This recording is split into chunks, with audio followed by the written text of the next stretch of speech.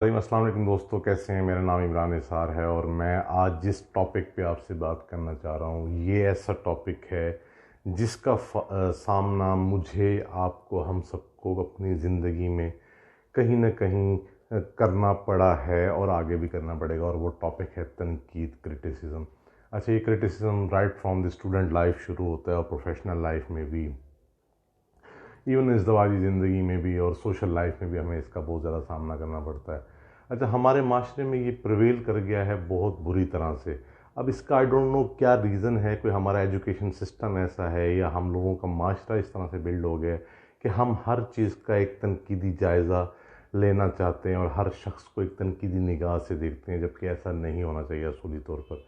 अच्छा दोस्तों, मैं अर्ज़ करूँ आपको कि हम मेरे अगर सपोज़ ऑफिस में कोई कलीग नया आ गया है, या अगर आप स्टूडेंट हैं और आपके क्लास में कोई नया स्टूडेंट आ गया है, या आपके हमसाए में कोई अच्छा हमसाया नया आ गया है, तो हम पहला जो हमारा एलिमेंट होता है हम उसको एक तनकीदी निगाह से देखते हैं, एक तनकीदी नज़र रखते हैं उसके ऊपर। जैसे मैं आपको अब इसमें थोड़ा सा एक एंगल है कि जैसे कहीं नई बहू आती है तो उसको भी बड़ी तनकीदी निगाह से देखा जाता है उस घर के अंदर।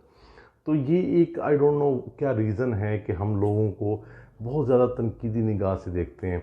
देखिए, हम चाहते हैं कि हम किसी के साथ भी रिलेशन बनाना चाह रहे हैं तो हमें पता लग जाए कि ये किस टाइप का बंदा है, किस किस्म का बंदा है। भाई, अगर हमें ये पता करना है तो हमें ज़रूरी नहीं है कि हम उसको तनकीदी निगाह से देखें। हम उसकी कोई ना कोई अच्छाई, कोई ना कोई खूबी ढूंढना शुरू करें। अच्छा, ये बड़ा मुश्किल होता है किसी भी इंसान के अंदर खूबी ढूंढना और उसके अंदर अच्छाई ढूंढना। लेकिन मैं आपको बताऊं कि अगर आपके अंदर ये चीज़ डेवलप हो जाए कि आप लोगों की अच्छाइयाँ ढूंढना शुरू कर दें, उनकी खूबियाँ ढूंढना शुरू कर दें, तो लोग आपके सामने खुलना शुरू हो जाएंगे। उनका तन मन आपके सामने आ जाएगा, वो एक्सरे की तरह आपके सामने आ जाएंगे और आपके साथ एक गुड रिलेशन में लोग आ जाएंगे, क्योंकि आप उनके साथ तनकीदी निगाह उनके ऊपर नहीं रखेंगे बल्कि पॉजिटिव आई रखेंगे। अच्छा, ये बड़ा मुश्किल होता है किसी भी इंसान के अंदर खूबी ढूंढना, क्योंकि अब मैं मिसाल के तौर पर मैं कहूँ कि अगर किसी के अंदर खूबी ढूंढना कितना मुश्किल है, तो मैं इमेजिन कर रहा था कि ये इतना मुश्किल भी नहीं है कि अगर सपोज़ मैं सोचूं कि शैतान के अंदर क्या खूबी है, तो मैं इमेजिन कर रहा था कि शैतान के अंदर क्या खूबी होती है। तो फिर मेरे जहन में आया कि शैतान बहुत मेहनती है और उसका वो जो काम करने का ठान लेता है वो पूरा करता है। कम से कम वो मेरी तरह नहीं है कि आधा अधूरा छोड़ दे या आधा 50-50 कर ले। वो पूरी तरह से अपना काम को सर अंजाम देता है। तो अगर शैतान में भी कोई खूबी ढूंढी जा सकती है तो हम सब लोग तो अशरफुल मखलूक़ात हैं और हम एक दूसरे की खूबियाँ क्यों नहीं देख सकते। अच्छा, मैं आपको अर्ज़ करूं कि आप लोगों में अपना आईना देखिए। मेरी ये अर्ज़ होगी कि लोगों में अपना आईना देखें। जब आप लोगों में अपना आईना देखना पसंद करना शुरू करेंगे तो कैसे मुमकिन है कि आप अपने ही आईने पे कालक मलना शुरू कर दें। आप नहीं करेंगे। आप पॉजिटिव रहेंगे और पॉजिटिव ही उनकी खूबियाँ, उनकी शख्सियत के बारे में देखना शुरू कर देंगे। अच्छा, हम लोग बड़ा कॉमनली एक बात करते हैं कि जी यार, मैंने तो उसके बारे में सच ही कहा था, आई डोंट नो कि उसको क्यों बुरा लग गया, जबकि हकीकत तो यही है।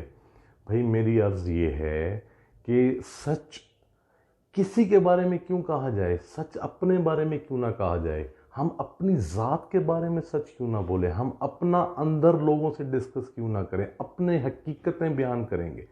उनका सच तो अपने आप खुल के आपके सामने आ जाएगा और वो सारी किताब खुली किताब की तरह आपके सामने आ जाएंगे जब आप अपना सच, अपना अंदर, अपना मन उनके साथ डिस्कस करेंगे। अच्छा, ये फिर मैं कह रहा हूँ कि थोड़ा सा मुश्किल है, लेकिन ये किया जा सकता है। और जब ये आप करना शुरू करेंगे तो आप लोगों से सच डिस्कस करेंगे, अपना सच डिस्कस करेंगे। अच्छा, हम लोग अक्सर ये देख रहे होते हैं कि किसी की अगर कोई बुराई आपको, मिसाल का मैं कहता हूँ जी, अगर आपने पॉजिटिव तनकीद भी की है किसी के ऊपर और किसी की कोई कमज़ोरी आपके हत्थे चढ़ गई है, जिसे कहते हैं सो कॉल्ड, कि जी आपको पता लग गया है कि यार इसके अंदर ये कमज़ोरी है और आपने उसके ऊपर तनकीद की, तो भाई क्या ज़रूरत है किसी की कमज़ोरी का ढिंढोरा पीटने का। क्या ज़रूरत है कि उसको सबको बताएं। देखिए, हम सब की कमियां कोताहियां हैं, हम सब में कमज़ोरियां हैं। और इमेजिन करें कि अल्लाह ताला ने हम सब की पर्दापोशी की हुई है। अगर हम सब की पर्दापोशी ना हुई हुई होती تو صاحب ظاہر میں امیجن کرتا ہوں کہ اگر میرے اندر جو کمیاں کوتاہیاں یا برائیاں ہیں وہ پبلک ہو جائیں تو میں تو شاید فور اے سیکنڈ بھی نہ جی سکوں. تو امیجن کریں کہ اگر اللہ تعالیٰ ہم سب کی پردہ پوشی کر رہے ہیں تو ہم کیوں نہیں ایک دوسرے کی پردہ پوشی کرتے. اور ضروری نہیں ہے کہ کسی کے اوپر پبلکلی تنقید کی جائے. ایون اکیلے بھی 1 to 1 بیٹھ کے اگر آپ تنقید کرنے جاتے ہیں تو اس کے there are so many ways کہ آپ اس کو پازیٹیو وے میں لے کر اس کی خوبیاں بیان کریں اور خوبیوں کے ساتھ ان کو اگر یہ چیز ٹیگ کر کے بتائیں کہ یار آپ کے اندر ایک یہ ایریا آف امپرومنٹ ہے, تو شاید کوئی انسان کو وہ کڑوی گولی نگلنا بھی آسان ہو جائے. کیونکہ یہ ایک اصول ہے کہ جتنی کڑوی گولی ہوتی ہے اس کے اوپر شوگر کوٹنگ کی جاتی ہے تاکہ وہ نگلنا آسان ہو جائے. اچھا, یہ سارا ڈسکشن تو ہمارا تھا تنقید کے اوپر. اب اس کا جو میں آپ سے معاشرے کی بات کر رہا تھا کہ ہمارا معاشرہ اس طرف جا رہا ہے, میں ایک آپ سے واقعہ ڈسکس کرنا چاہتا ہوں اور اس واقعے کو آپ نے اس پرسپیکٹیو میں دیکھنا ہے کہ ہم کسی بھی نئے بندے کو کیسے تنقیدی نگاہ سے دیکھتے ہیں. لیکن یہ ایک محلے کے اندر ایک خاتون آ کے رہنا شروع ہوئی, بڑی ینگ خاتون تھی, 2 ان کے بچے تھے, چھوٹے چھوٹے بڑے معصوم شرارتی بچے تھے, بڑے خوبصورت خاتون تھیں. انہوں نے کرائے کے گھر لیا. اچھا, اب وہاں جناب سارا محلہ دیکھنے لگ گیا اور وہاں لوگ مختلف گاڑیوں کے نمبرز کے لوگ آنا وہاں شروع ہو گئے. اچھا, وہ اب ان کی ذاتی گاڑی ہوتی تو شاید ایک ہی نمبر ہوتا, تو مختلف نمبر کی گاڑیاں آتی تھیں تو لوگوں کا تجسس اور بڑھنا شروع ہوا.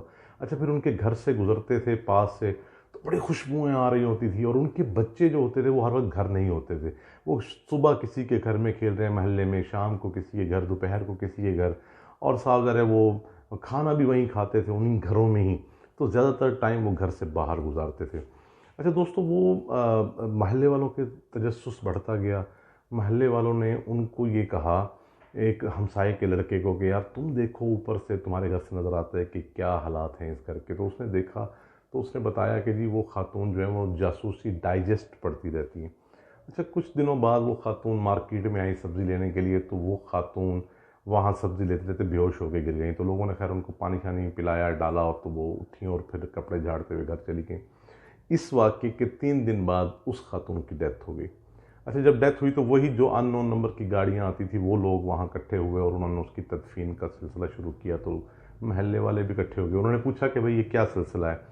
تو ان لوگوں نے بتایا کہ بھئی یہ خاتون جو ہے بیسیکلی کینسر کی مریضہ ہیں اور ان کو ایک جلد کے کینسر کی بیماری ہے. اور یہ جو صاحب آتے تھے ان میں ایک جو صاحب تھے وہ ان کے معالج تھے, ڈاکٹر تھے جو ریگولر ان کے چیک اپ کے لیے آتے تھے.